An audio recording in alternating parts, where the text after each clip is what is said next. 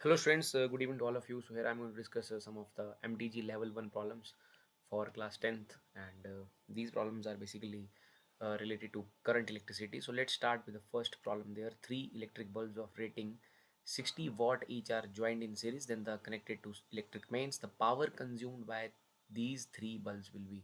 So basically यहाँ पर हमारे पास थ्री बल्ब्स हैं और वो जो बल्ब्स हैं वो हैं सीरीज़ में कनेक्टेड, सबका रेटिंग जो है 60 वाट है।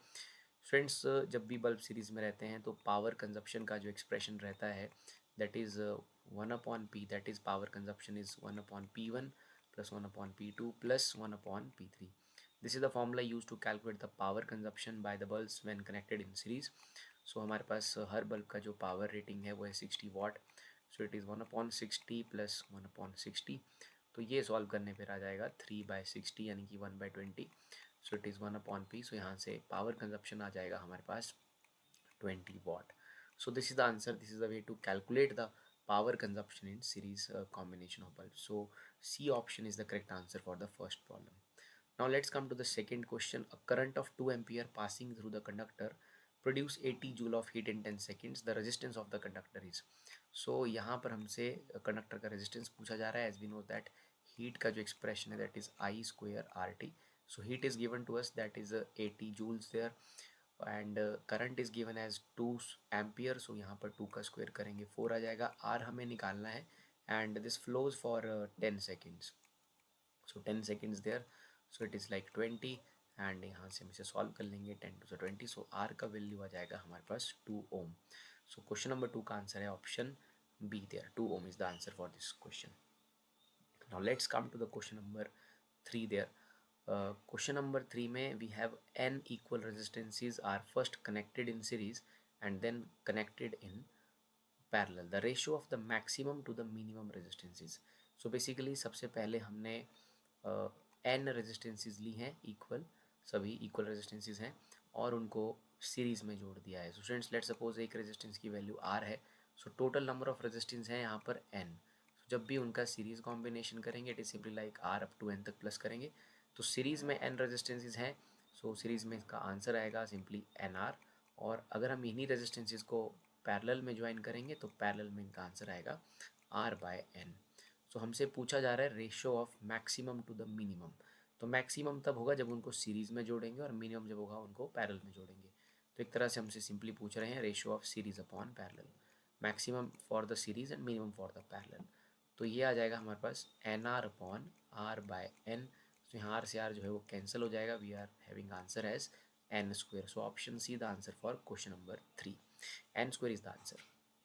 Now let's come to question number 4 there. Question number 4 में a 220 volt 1000 watt bulb is connected across the 110 volt main supply. The power consumed will be. तो power consumed से पूछा जा रहा है. So students, question number 4 में we have to calculate power. We know that power में यहाँ से निकाल सकते हैं V square upon R. This is the expression used to calculate the power. V square upon R. लेकिन सबसे पहले स्टूडेंट्स हमें इस बल्ब का जो है रेजिस्टेंस निकालना होगा. तो रेजिस्टेंस निकालने का फॉर्मूला है V square upon P. So but यहाँ पर ध्यान रखिए कि यहाँ पर जो आपको चीज़ें भरनी है V और P भरना है, वो आपको रेटेड वोल्टेज और रेटेड पावर भरना है. दिस बल्ब इज़, इसका रेटेड वोल्टेज है 220. सो इट इज़ 220 का स्क्वायर एंड डिवाइडेड बाय इसका वॉटेज है स्टूडेंट्स 1000. इसका है 1000. As we know that generally like जब भी हम 100 वाट का बल्ब लेते हैं 220 का, उसका रेजिस्टेंस 484 आता है. दिस इज़ 1000 वाट. तो इसका आएगा 48.4. इसका रेजिस्टेंस आ जाएगा 48.4. नाउ हम रेजिस्टेंस का इक्वेशन 1 में यूज़ करके पावर निकाल सकते हैं. तो पावर का एक्सप्रेशन बनेगा V square. Now power consumed, it is not connected across 110 volt main supply. So it is 110 का square and it is being divided by 48.4. सो अब इसे इसको डिवाइड करेंगे तो आपके पास जो आंसर आएगा वो आएगा 250 वाट. सो क्वेश्चन नंबर 4 का आंसर है option D. Now let's come to the fifth problem there. हमसे फिफ्थ प्रॉब्लम में क्या पूछा जा रहा है students, let's check this. So two wires of same metal have the same length. Same metal means their resistivity same. Have same length, length same है but cross sectional area in the ratio 3:1. They are joined in series. The resistance of the thicker one, देखिए उनका area of cross section दिया है 3:1. सो जो 3 वाली है, 3 area वाली है, लाइक 3 है जिसका, उसका थिकर का दे के रखा है resistance 10. And the total resistance of the combination हमसे जो है स्टूडेंट्स वो पूछा जा रहा है यहाँ पर. So like we know that कि जो रेजिस्टेंस है वो एरिया के इन्वर्सली प्रोपोर्शनल होता है. सो मैं यहाँ लिख सकता हूँ like R1 is proportional to 1 upon area. Okay, so मैं इसके एरिया को थ्राइस ले लेता हूँ क्योंकि मेरी जो पहली वाली वायर है वहाँ जो इसमें लिखा गया इट इज़ लाइक 3:1 का ratio. So resistance is inversely proportional to area and it is like कि सेम मेटल है तो रेजिस्टिविटी तो सेम होगा ही, लेंथ सेम है. सो resistance is here depending on the area. जो कंपैरिजन करेंगे वो एरिया पे डिपेंडेंट रहेगा. और जो दूसरा वायर है हमारे पास दैट इज़ उसके लिए मैं रेजिस्टेंस का एक्सप्रेशन लिख लेता हूँ. Resistance R2 is proportional to 1 upon A2. So जो हमारे पास क्वेश्चन में दिया है तो थिकर जो वायर है हमारे पास लाइक जो थिकर वायर है उसका जो रेजिस्टेंस है स्टूडेंट्स वो अपने पास 10 ओम के बराबर है. So we have to put the values there. Let's suppose I take the ratio. So R1 upon R2 का जो वैल्यू बन जाएगा वो बन जाएगा स्टूडेंट्स हमारे पास like it is A upon 3A. यहाँ पर हम इसको A2 की जगह A लिख लेते हैं बिकॉज क्वेश्चन में दिया इट इज़ 3:1. सो इसे मैंने 3 मान लिया है तो ऑब्वियसली 1 हो जाएगा, तो A2 लिखने की ज़रूरत नहीं है. So R1 upon R2 is equal to A upon 3A. So R1 हमने थिकर वाला लेके रखा है. थिकर की रेजिस्टेंस हमें 10 दी है. So 10 upon R2 is equal to A से A कैंसिल हो जाएगा, इट इज़ 1/3. तो यहाँ से R2 की वैल्यू आ जाएगी हमारे पास 10 इंटू 3 दैट इज़ 30. सो जो दूसरी रेजिस्टेंस है उसकी वैल्यू आ गई है 30. और क्वेश्चन में ये कहा गया है the resistance of the combination, और एक कॉम्बिनेशन है सीरीज़ में. सो एक रेजिस्टेंस है अपने पास स्टूडेंट्स आर इफेक्टिव निकाल लेंगे R1 प्लस R2 करके. एक रेजिस्टेंस है 10 का और दूसरा है 30 का. सो 10 प्लस 30 जो है वो सिंपली हमारे पास 40 आ जाएगा. सो 40 मीन्स इस क्वेश्चन का जो आंसर है वो है ऑप्शन ए. फिफ्थ का आंसर है option A there. So let's now come to question number 6 friends. Question number 6 की तरफ चलते हैं. In the circuit the power dissipation is 150 watt then R is. हमें आर का वैल्यू यहाँ पर निकालना है. बैटरी वोल्टेज हमें दे के रखा है 15 volt. So students as we know that power is basically simply V square upon R. यहाँ से हमें पावर का कैलकुलेशन करना है.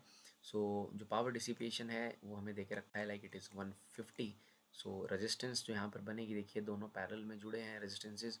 सो इनका हम पहले पैरेलल में इफेक्टिव निकाल लेते हैं. It is 1/2 plus 1/r. So LCM is like 2r और ये हमारे पास आ जाएगा r+2. So 1/rp is r+2/2r. सो यहाँ से मैं rp निकाल लेता हूँ पहले सर्किट का effective resistance. So it is 2r/r+2. Now we put this in this equation. So power is v square upon r. So v हमारे पास गिवन है it is 15 square and r हमारे पास आया है 2r अपॉन r+2. सो इसे हम solve कर लेंगे तो ये हमारे पास बन जाएगा 150 multiplied by 2r upon r+2 and it is equal to 15 multiplied by 15. तो यहाँ से हम सॉल्व कर लेंगे 15 टेन ज़ा. तो स्टूडेंट्स ये बन जाएगा 20r इज इक्वल टू 15 से क्रॉस मल्टीप्लाई कर लेते हैं. It is 15 into r+2. इसे मैं ऊपर ले जाऊँगा. Then it is 20r is equal to 15r plus 15 two 30. So यहाँ से सॉल्व करने पर 20r minus 15r is equal to 30. So यहाँ से आ जाएगा 5r is equal to 30. So simply r की वैल्यू हमारे पास आ जाएगी 6. सॉरी r की वैल्यू आ जाएगी 6. Yes, so r is 6. So option B जो है 6th क्वेश्चन का करेक्ट आंसर है. So r is basically 6 there. So let's now move to the next question there. 7th question की तरफ चलते हैं. 7th क्वेश्चन में R1 R2 are the resistances of filaments of. So दो bulbs हैं उसमें R1 जो है वो रेजिस्टेंस है 400 वाट वाले का, और जो R2 बल्ब है उसका वॉटेज है बेसिकली 400 वाट वाले का R1 है और 200 वाट वाले का जो है वो R2 रेजिस्टेंस है. They are design to operate on the same voltage. तो हमें R1 R2 के बीच में रिलेशन निकालना है. So what will be the relation for the resistance is there. So यहाँ पर हम पावर के एक्सप्रेशन की मदद भी ले सकते हैं. Like simply we know that resistance is equal to V square upon P1. दोनों सेम वोल्टेज के लिए बनाए गए हैं, design to operate on the same voltage. तो पहले वाले की रेजिस्टेंस के लिए मैं लिखूंगा वी स्क्वायर बाय P1 और दूसरे वाले की रेजिस्टेंस के लिए लिखूंगा वी स्क्वायर अपॉन P2. तो फ्रेंड्स यहाँ से हमें रिलेशन मिल जाएगा like it is V square और पहले वाला है 400, R1 है 400 और R2 हमारे पास आ जाएगा we square upon 200.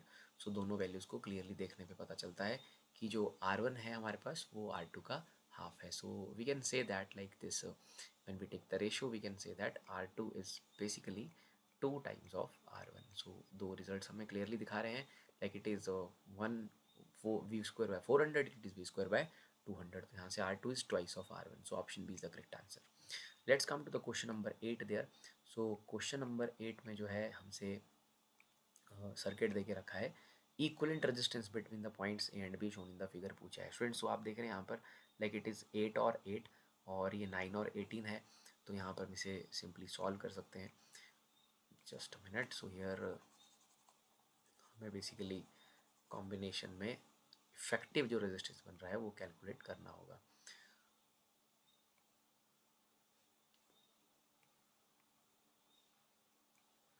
So students आप देखिए 8 और 8 जो है दोनों जो है आपस में पैरेलल में है. सो 8 और 8 का पैरेलल जो है वो बन जाएगा हमारे पास 4 एंड देन उसके बाद यहाँ पर लगा हुआ है 20. और अगर मैं नीचे वाली ब्रांच की बात करता हूँ सो इट इज़ 9/18. आप सिंपली इसको सॉल्व कर सकते हो like 1/9 plus 1/18. So 18 is the LCM. So it is 2 plus 1. So it is 3/18 बन जाएगा ये हमारे पास. फिर उसका रेसिप्रोकल करके आप सॉल्व कर सकते हैं. सो इट इज़ 6. सो ये जो 9 और 18 का ग्रुप है दोनों पैरेलल में है. इसका इफेक्टिव 6 बन रहा है और आगे एक और 6 हमारे पास लगा है. सो इस तरह से ये हमारा सर्किट है. So these two are in series. So it is like 20 plus 4 is 24 और ये है 6 और 6 ये बन गया है 12. तो सर्किट को और ज़्यादा सिंप्लीफाई करने पे लाइक 20 और 4 का बन गया है 24 और नीचे 6 और 6 का बन गया है 12. Again these two are in parallel combination. So हम सॉल्व कर सकते हैं easily. 1/12 plus 1/24. So 24 is the LCM. So it is 2 plus 1 यानी कि 3/24 यानी कि हमारे पास बन जाएगा 1/8 और फर्दर रेसिप्रोकल करने पे आंसर बन जाएगा 8 ओम. तो सेवन्थ का जो सही आंसर है वो है ऑप्शन बी. सिंपल एक सर्किट है जहाँ पर आपको सीरीज और पैरेलल को देखना है. सो एट्थ क्वेश्चन का जो आंसर हमें मिलता है वो है 8 ohm. That is the answer. So let's now come to the next question there. So students, we have question number 9. In metallic conductor, the electric current through thought to be due to the movement of. So its answer is electron. So in metallic conductor, the electric current through thought to be due to the movement of electrons. So ninth answer is students option C there. Let's now come to the question number 10 there. Question number 10 में current is 4 ampere, 4.8 ampere flowing the conductor. The number of electron passing per second through the conductor will be. So as we know that current is simply Q by T. And we can say that Q का जो equation है quantisation of charge से we can write Q is equal to N E और आ जाएगा T. हमसे question में पूछा जा रहा है नंबर ऑफ इलेक्ट्रॉन पासिंग पर सेकेंड. पासिंग पर सेकेंड सो हमसे बेसिकली एन अपॉन टी पूछा जा रहा है. सो यहाँ से एन अपॉन टी की वैल्यू बन जाएगी number of electrons per second N upon T. So that is simply I upon E. So current question में गिवन है students that is 4.8 and it is like E की value है 1.6 into 10⁻⁻19. सो ये बन जाएगा 4.8 अपॉन 1.6 इंटू 10⁻+19. ऊपर जाके minus से प्लस हो जाएगा. सो 16 2 ज़ा 32 एंड 16 3 ज़ा 48. सो इट इज़ 1.63 ज़ा 4.8. सो आंसर आ जाएगा 3 इंटू 10⁻19. सो क्वेश्चन नंबर जो 10 है फ्रेंड्स उसका आंसर बन रहा है हमारे पास option D. So let's now come to the next question, that is question number 11. The VI characteristics of four circuit elements are shown in the figure. Which among the following is a ohmic conductor? So ohmic conductor where like the graph between the current and voltage is a straight line. So obviously that is option C there. So this is a graph between current and voltage for a ohmic conductor, that is a straight line. So IV graph का answer जो सही answer है वो है option C there. 11 का answer है option C there. Now let's come to the question number 12 there. Question number 12 में like students यहाँ पर हमसे पूछा जा रहा है कि हमारे पास 4 वायर्स हैं सेम मटेरियल यानी कि वायर्स का जो रो है सभी का वो सेम है. रजिस्टिविटी जो है सभी का सेम है. The resistance will be minimum when its length and diameters are respectively. We know that friends resistance is basically rho L upon A. So हमारी जो रेजिस्टेंस रहेगी किसी भी वायर के लिए वो सबसे कम तब रहेगी. रेजिस्टेंस मिनिमम तब रहेगा like we have more area of cross section and like less length there. Because length के साथ डायरेक्टली रिलेशन है तो हमें लेंथ को कम करना है तभी रेजिस्टेंस कम होगा और area of cross section should be more there. तो हमारे पास जो सबसे ज़्यादा एरिया ऑफ क्रॉस सेक्शन अगर मैं बात करूँ तो देखिए सी ऑप्शन को अगर आप ध्यान से देखें आप इंडिविजुअली चेक करके भी पुट कर सकते हो. लाइक एक बार लेंथ को एल भरिए एक बार फिर डायामीटर को डी भरिए. तो जब आप एरिया पुट करोगे तो वहाँ पर आपको लिखना होगा डायामीटर डी है तो रेडियस डी/2 होगा ऑब्वियसली. सो आप इंडिविजुअली चेक करके भी पुट कर सकते हो. बट लाइक यहाँ पर मैं सभी कॉम्बिनेशन को देखता हूँ तो सबसे ज़्यादा जो हमारे पास लाइक जो एरिया बन रहा है वो बन रहा है when ever diameter is 2D. जब हमारे पास डायमीटर जो है स्टूडेंट्स वो 2D है. तो यहाँ सबसे ज़्यादा एरिया ऑफ क्रॉस सेक्शन है एंड दैट इज़ सामने ही देखिए जो लेंथ है हमारे पास like these are the different wires, और मतलब मटेरियल तो सेम है लेकिन 4 वायर्स हैं, तो सभी की लेंथ को कंपेयर किया जाए, सभी के एरिया को कंपेयर किया जाए, तो सबसे ज़्यादा एरिया बन रहा है 2D का और सबसे कम लेंथ बन रही है बेसिकली L/2। बाकियों में L है, 2L है और अगेन 2L है। सो डेफिनेटली यहाँ पर हमारे पास ऑप्शन सी जो है हमारा सही आंसर है, 12 का सी सही आंसर है।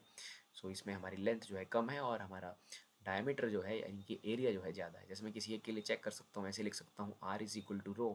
पहली वाली केस के लिए चलता हूँ, सो इट इज़ L।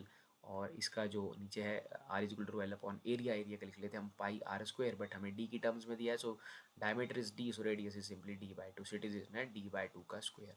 सो यहाँ से R की वैल्यू बनेगी ρL पाई D²/4। सो ये हमारी पहली केस की बन जाएगी। सिमिलरली आप दूसरे केस की भी चेक कर सकते हो। It is like rho, length की जगह आप 12 लिखोगे स्टूडेंट्स, और एरिया की जगह आप लिखोगे पाई D/2 का स्क्वायर। तो जैसे यहाँ पर हमारे पास L था और ये D था, और ये 2L है और ये D है, सो यहाँ पर मुझे 2L लिखना पड़ा। तो अगर मैं दोनों को चेक करूँ तो लाइक यहाँ पर है ρL पाई D²/4, और ये है रो इंटू 2L पाई D²/4। तो यहाँ पर 2 जो है वो एक्स्ट्रा आ चुका है। सो ये पहला केस बन गया, ये दूसरा केस बन गया। Similarly you can check for the third case as well as for the fourth case. अगर हम थर्ड को भी लिखते हैं तो बन जाएगा रो, एंड थर्ड केस में जो लेंथ है वो है स्टूडेंट्स L/2, और जो वहाँ पर एरिया बन जाएगा हमारे पास, लाइक हमारा डायमीटर यहाँ पर स्टूडेंट्स 2D है, तो रेडियस बन जाएगा थर्ड केस का D। सो एरिया बन जाएगा πD², इट इज़ πD²। तो अगर आप ध्यान से सबको कंपेयर करें, लाइक मैं फोर्थ भी लिख ही लेता हूँ। सो फोर्थ वायर के लिए अगर मैं लिखता हूँ तो आंसर बनेगा रो, लेंथ की जगह आएगा स्टूडेंट्स 12, एंड एरिया की जगह आएगा पाई, लाइक इट्स नाउ इसका जो इन्होंने डायमीटर दे के रखा है वो डायमीटर से डिनोट किया है। डायमीटर D/2 है, तो इसका रेडियस आ जाएगा D/4, so it is D/4 का स्क्वायर। तो अगर हम सभी ऑप्शंस को ध्यान से कंपेयर करेंगे तो हमारी जो तीसरी ऑप्शन है उसका जो हमारे पास रेजिस्टेंस है वो सभी से कम आ रहा है। जैसे ये देखिए, यहाँ D²/4 ऊपर चला जाएगा, D²/4 यहाँ भी ऊपर यहाँ भी ऊपर जाएगा, D²/4, 4×2=8 हो जाएगा।